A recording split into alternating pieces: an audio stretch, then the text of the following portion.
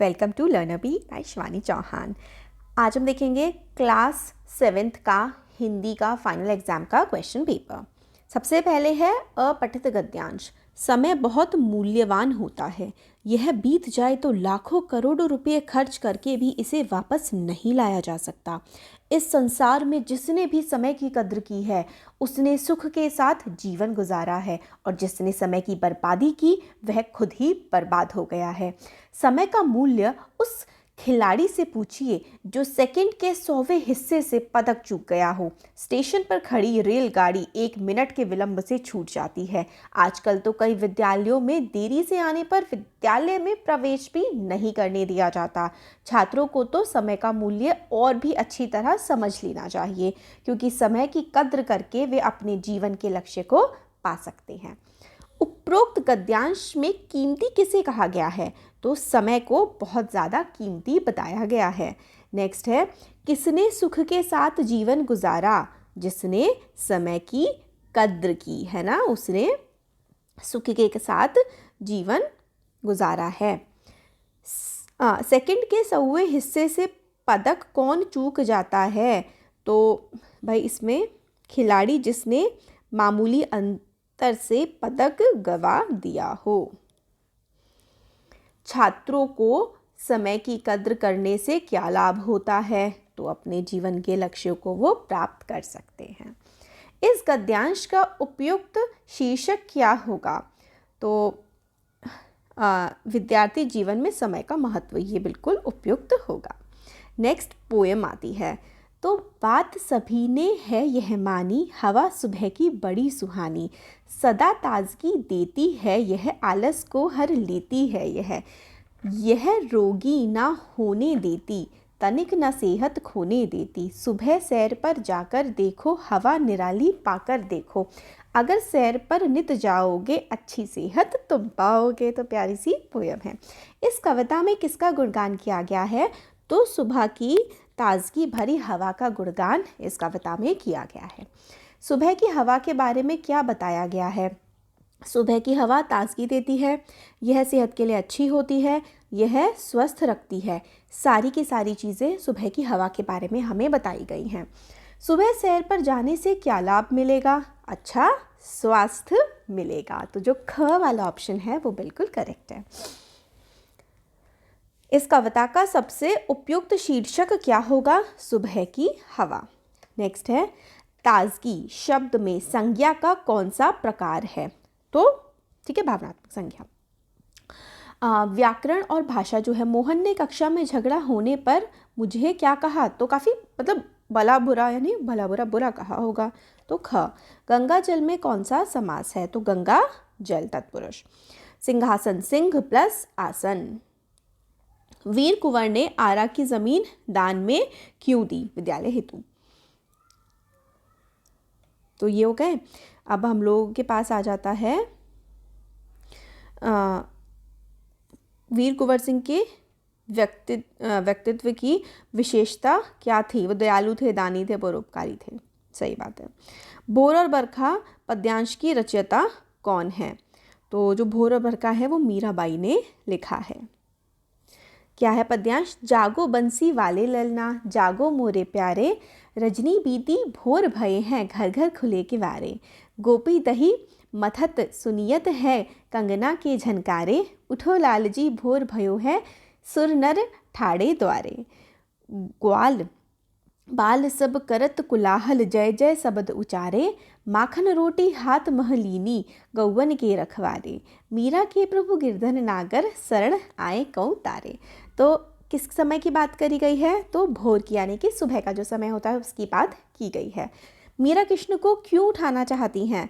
क्योंकि सुबह का समय हो गया है और ग्वाल बाल उनका इंतज़ार कर रहे हैं, ताज़ा मक्खन निकाल रही हैं गोपियाँ, इसलिए मीराबाई कहती हैं कि कृष्ण अब उठ जाओ। कृष्ण को जगाने के लिए द्वार पर कौन कौन खड़े हैं? तो भाई सब लोग खड़े हैं, है ना, कृष्ण को जगाने के लिए। तो देवमानव। ग्वाल बालों के हाथ में क्या था? माखन रोटी थी। शिक्षित शब्द में कौन सा प्रत्यय है? तो लास्ट में आता है ना इत।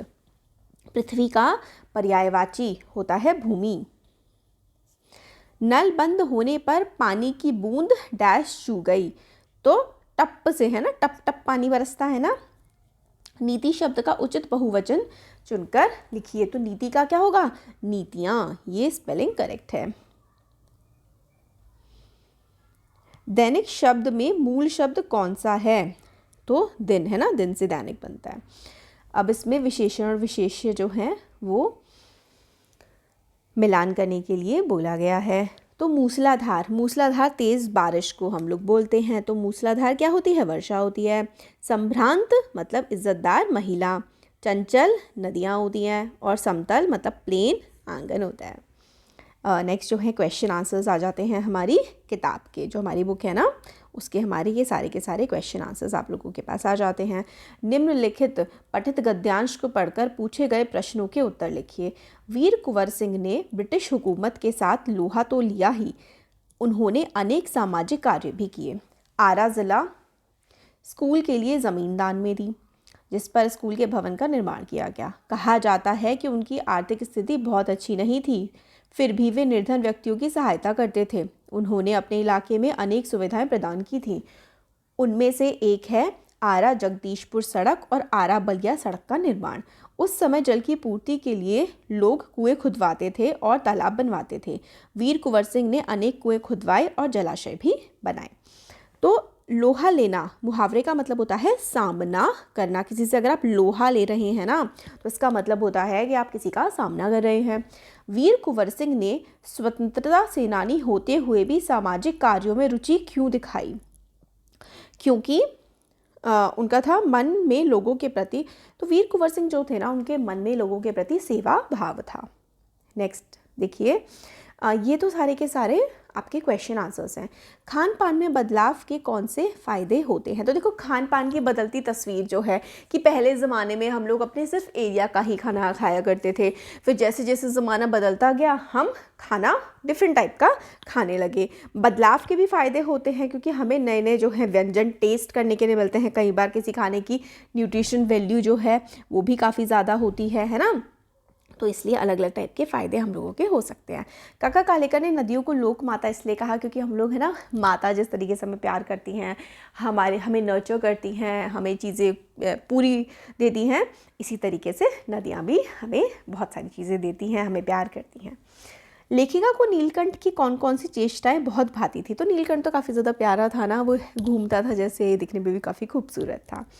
ध्यानचंद को हॉकी का जादूगर इसलिए कहते हैं क्योंकि भाई वो मतलब कहाँ से हॉकी निकाल देते थे ना, मतलब साहे से समझ ही नहीं आता था।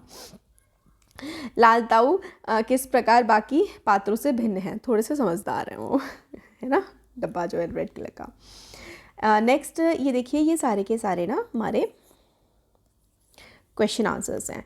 आँख में तिनका पड़ने के बाद घमंडी की क्या दशा हुई। जब पैरों में तिनका आया तो तुच्छ समझा, जब आँख में तिनका आया तो फिर झेला नहीं, है ना। तो जो घमंडी था उसको समझ में आ गया कि छोटी से छोटी चीज़ भी, चाहे कोई चीज़ कितनी छोटी है, आप उसको तुच्छ नहीं समझ सकते हैं।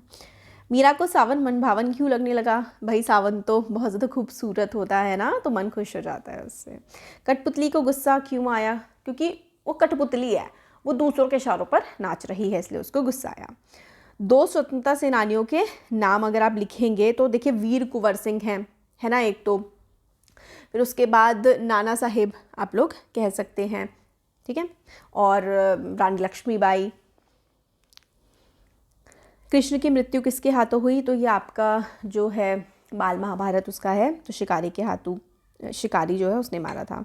और कुमार शंख, तो ये वाले जो सारे के सारे हैं ये आपके आंसर्स यहाँ पे लिखे हुए हैं, ये हमारे जो बाल महाभारत है उसके क्वेश्चन हैं। तो कितने वर्षों का अज्ञातवास वन में बिताया, तो 12 वर्ष का वनवास, ठीक है, 12 वर्ष का वनवास था और 1 वर्ष का अज्ञातवास था। महाभारत युद्ध के बाद कृष्ण ने कितने, तो 36 सालों तक किया था, ठीक है। अब नेक्स्ट जो क्वेश्चन आता है, चौक का ब्लैक बोर्ड से संवाद, बहुत इम्पॉर्टेंट है, बहुत इम्पॉर्टेंट।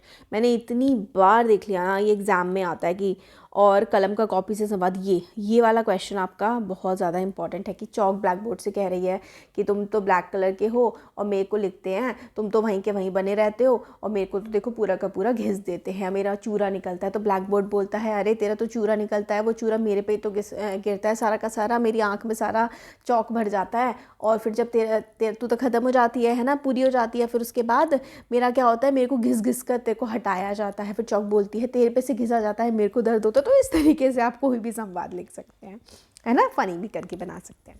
क्वेश्चन 10 है, आपको अनुच्छेद लिखना है। तो आपका प्रिय त्यौहार पुस्तकालय या फिर मेरा प्रिय खेल। तो त्यौहार आपका कोई सा भी हो सकता है, होली हो सकता है, दिवाली हो सकता है, वो आपको क्यों पसंद है उसको आप लोगों को एक्सप्लेन करके बता देना है। ये 2 दिन का ये बहुत इंपॉर्टेंट है भाई, ये तो बचपन से लेकर के बड़े होने तक ना यही क्वेश्चन आता रहता है, और ये भी बधाई पत्र, तो ये ज़रूर अच्छे से आप लोगों को करके जाना है। तो ये पूरा क्वेश्चन पेपर था। वीडियो पसंद आया तो like share subscribe. Thank you.